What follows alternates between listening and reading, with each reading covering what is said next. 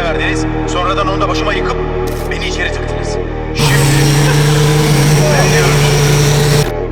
Abiyseniz abiliğinizi yapın. Yok değilseniz söyleyin.